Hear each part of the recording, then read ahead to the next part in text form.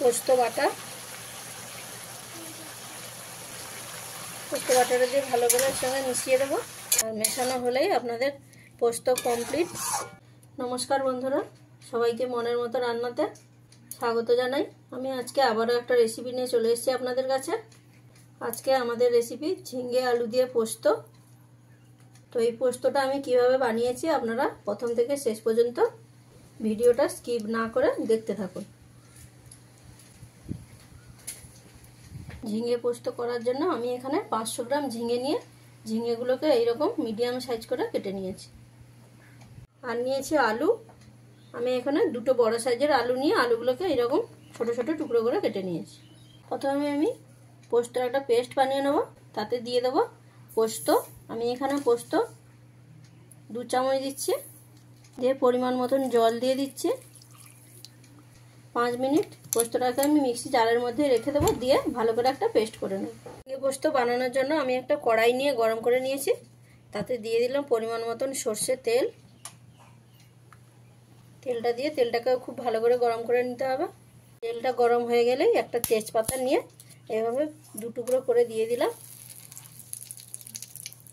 তার সাথে দিলাম 1/2 চামচ কালো জিরে। হালকা একটু ভাজা ভাজা করে নিতে হবে। আর ভাজা ভাজা হয়ে গেলেই এর মধ্যে দিয়ে দিতে হবে কেটে রাখা আলুগুলো।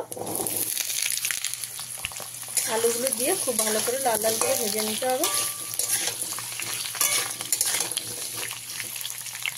এর মধ্যে দিয়ে দেবো পরিমাণ মতন লবণ।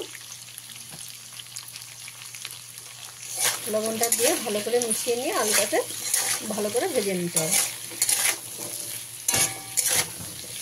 আলুগুলোকে আমি এখানে ঢাকা দিয়ে সেদ্ধ করে নেব। মাঝে মাঝে ঢাকাটা খুলে নিয়ে আলুটাকে নাড়িয়ে রাখতে হবে, নাহলে আলুটা বসে যাওয়ার সম্ভাবনা থাকবে। আমি ঢাকা দিয়েছিলাম, এবার ঢাকাটা খুলে নেব। একবার ভালো করে মিশিয়ে দেবো। এইভাবে ঢাকা দিয়ে রান্না করলে আলুটা ভালোভাবে সেদ্ধও হয়ে যাবে এবং ভাজাও হয়ে যাবে। এখন আলুটা সেদ্ধ হয়ে গেছে। এবারে আমি এর মধ্যে কেটে রাখা ঝিঙেগুলো দিয়ে দেবো। ঝিঙেটা দিয়ে খুব ভালো করে মিশিয়ে দেবো।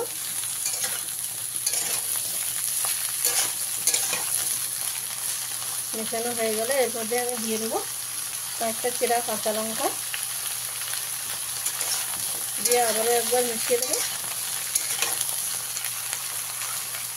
দিয়ে আবারও কিছু সময় ঢাকা দিয়ে দেবো,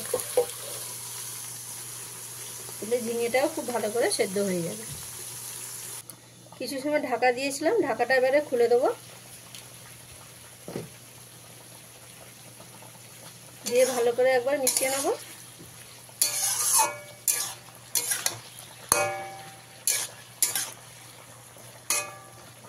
ঝিঙেটা সেদ্ধ হতে অল্প কিছুটা বাকি আছে, তো আমি আবারও একবার ঢাকা দিয়ে দেবো।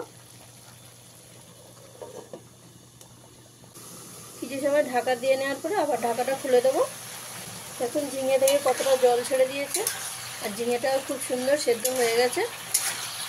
এবারে এর মধ্যে আমি দিয়ে দেবো পোস্ত বাটা।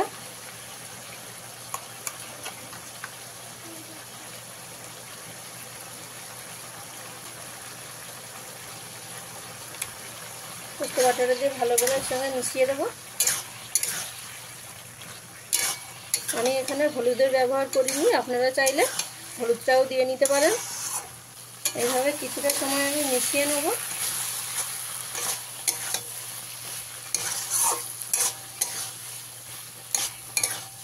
ভালোভাবে মেশানো হয়ে গেলে আমি এখানে দিয়ে দেবো জল।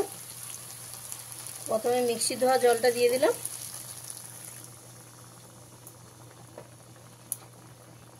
যেহেতু এটা খুব বেশি শুকনো শুকনোও হবে না, আবার খুব বেশি গ্রেভিও থাকবে না,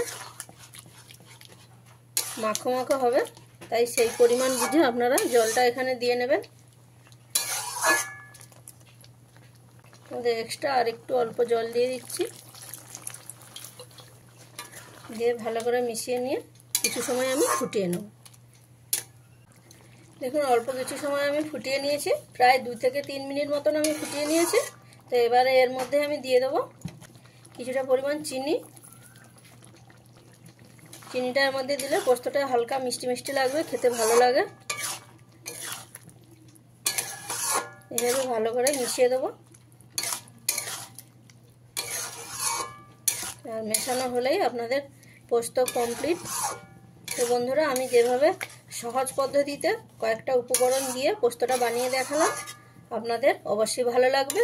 আর ভালো লাগলে চ্যানেলটিকে লাইক, কমেন্ট, শেয়ার এবং সাবস্ক্রাইব করতে ভুলবেন না। তাহলে বন্ধুরা, দেখা হচ্ছে পরের ভিডিওতে নতুন একটা রেসিপি নিয়ে। এটা আমার কমপ্লিট, আমি এবার নামিয়ে নিচ্ছি।